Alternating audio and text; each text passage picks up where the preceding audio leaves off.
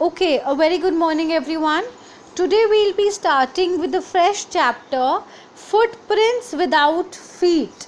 Okay, so children, before starting up with the chapter, let me brief you that what is there inside the story. Okay, children, so this is quite an interesting story about a scientist whose name was Griffin. Okay, so it's a story about Griffin. The main protagonist of the story is Griffin, and the whole story revolves around him only. Okay, he had been finding ways that could make a man invisible. What do you mean by invisible? Not able to be seen from the naked eye. Something which we cannot see with our eyes. This air is invisible. Okay, we can feel it, but we cannot see it. It is invisible. All right, the same way this man had been finding out, doing certain ways, doing everything, that how to make this happen. Okay, so it is a very interesting story about this. He got success in his experiment, developed a formula with which he can become invisible, but he can be touched and felt physically. Okay, so this is the whole story about that man only who could be touched or felt physically. Okay, so children, let's begin. The two boys started in surprise at the fresh muddy imprints of a pair of bare feet. What do you mean by bare feet, children? Bare is something which is not holding any slippers. Okay, bare feet, nange pair. Okay, so these two boys, the story is starting with two boys who are putting their imprints in a fresh muddy place. Okay, muddy means बहुत गंदी जगह, as in where it's mud, children, the appearance can visibly be seen. Okay, what a barefoot man doing on the steps of a house in the middle of London. And where was the man?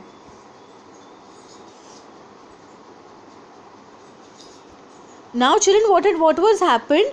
The man, it says that the people could see the imprints, the footprints on the muddy place, but they could not see the person. So they were shocked, they were surprised that how come this can happen. As they gazed means surprised, they opened their eyes in surprise that how come this is possible. A remarkable sight met their eyes. This was something which was never seen by anyone, never witnessed by anyone. Okay, a fresh footmark appeared from nowhere. Further footprints allowed, one after another, descending the steps and progressing down the street. Descending means to come down, descend the steps. The boys followed, fascinated. Fascinated means wow. So fascination means, fascination is something which is our imagination, but in reality it is very real. Until the muddy impression became fainter and fainter. Fainter means dhundla gaye. Slowly and slightly it became faint, and then it did not exist. And at last disappeared altogether. Disappeared means vanished out completely. The explanation of the mystery was really simple enough.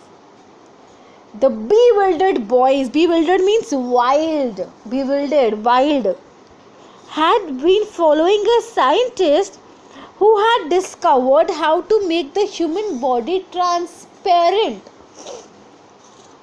Okay, now they said that they had found a scientist who had been experimenting on this, and his experiment became true. And what did he find out? He found out that human body could become invisible. Invisible is something which cannot be seen through the naked eyes.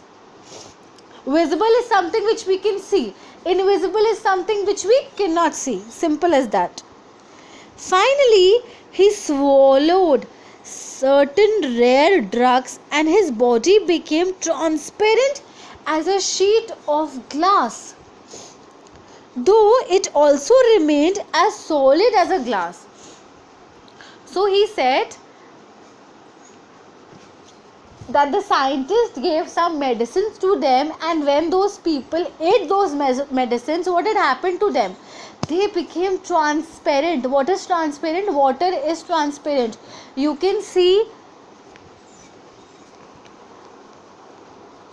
here and there, okay, you can see through that wall, that glass. So it says that it became a glass of wall, but that glass was solid. It was solid, as if something is there. We cannot see that what is there, but it felt that something was there. Brilliant scientist though he was, Griffin was rather a lawless person. His landlord disliked him. Now, the attribute of this scientist named Griffin. Lawless person means has no ideas about laws, doesn't knows what are values, what are laws, okay? And his landlord also did not like him much and tried to eject him. Eject means remove something, okay? In revenge, Griffin set fire to the house. He very well made out that the landlord, what was the landlord? That the landlord was not liking me. So what in return, what he did?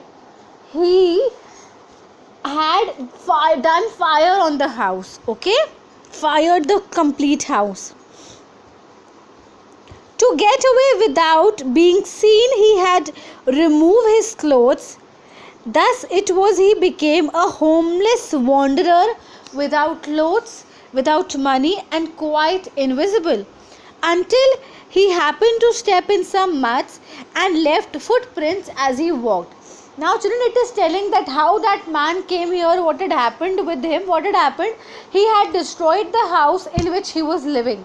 And why he did so? Because he knew that the landlord disliked me. So just to take out that revenge, he fired out that place.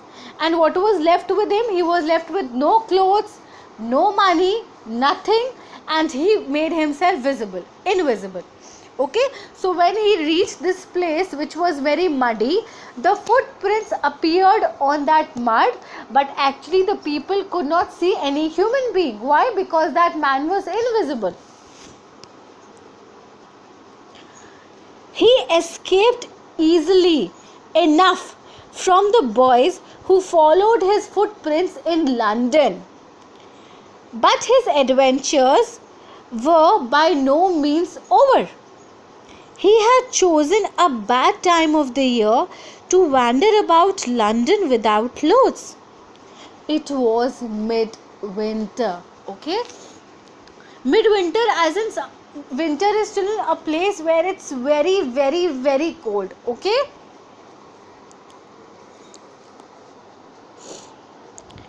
The air was bitterly cold and he could not do without clothes. Instead of walking around the streets, he decided to slip in a big London store for warmth. Okay, what he did, he thought that I don't think that I can do without clothes. Why? Because it was so cold. The air was so cold outside. He was not having any house to live. Air was very cold. So what he said that I have to buy some clothes. So what he did, he went to a store in London to have clothes, to wear clothes. Closing time arrived, and as soon as the doors were shut, Griffin was able to give himself the pleasure of clothing and feeding himself without regard to expense. Now, when the shops are closed, when it's late night, he chose that time. He went inside that store completely lavishly. He wore the things he liked. He wore them, okay? And he was knowing that he is invisible, so ultimately he will not have to pay, because when he is not there only, then who will ask for money?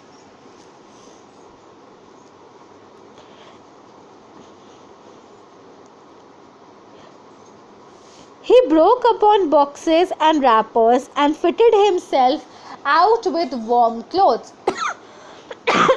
Sorry. Okay, so he chose the warm clothes. He wore those warm clothes. Okay.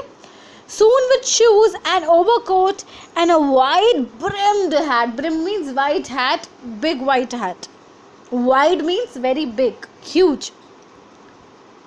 He became fully dressed, as you can see in the picture, children, and visible person.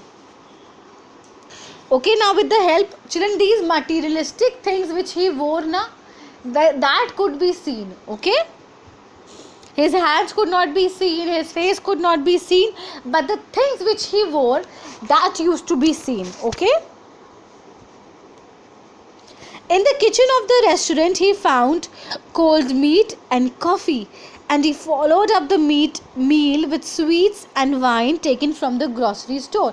Now he used to go into any shops, he used to steal that thing, he used to eat that thing, and he used to enjoy totally without paying anything, of course, as he is invisible. Finally, he settled down to sleep on a pile of quilts. Quilts means quilts as in the warm funnels. You can say a rajai. Okay, so he slept on that quilts. If only Griffin had managed to wake up in good time, all might have been well. As it was, he did not wake up until the assistants were already arriving next morning.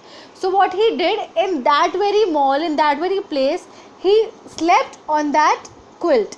Now what the author is saying that, yeah, right, if he would have moved that very time away from that place, then nobody could have made out that who had come. But he was sleeping there, and his materialistic things which he wore was very much visible. Okay.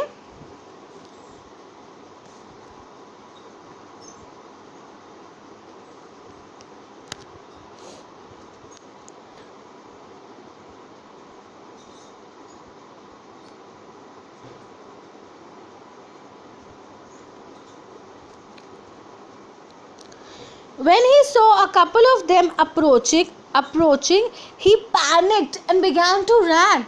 He saw that so many people are after me. Panic means he got upset. Okay? They naturally gave chase. In the end, he was able to escape only by taking off the newly found clothes. Now, children, what was the game? He said that when I'll remove clothes, then nobody will be able to see me. Then I'll be able to vanish.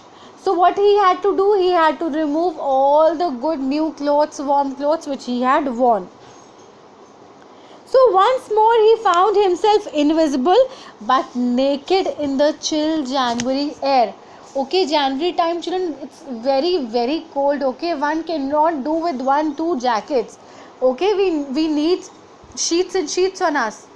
Okay, but this man, he was completely naked. He was running in the streets. Why? You can say why? Because when he wore clothes, people were after him, because he had no money, whom to pay, whom to take from. So this was the whole scenario. This was the whole situation. This time he decided to try the stock of theatrical company in the hope of finding not only clothes but something that would hide the empty space above his shoulders. Now he went to a stock exchange in a theatrical company, thinking that he might get a shelter, a place to live. Okay, he might get a ceiling over his head. Sir pe chhat milna. Okay. Shivering with cold. Shivering means kapna. He was shivering with cold.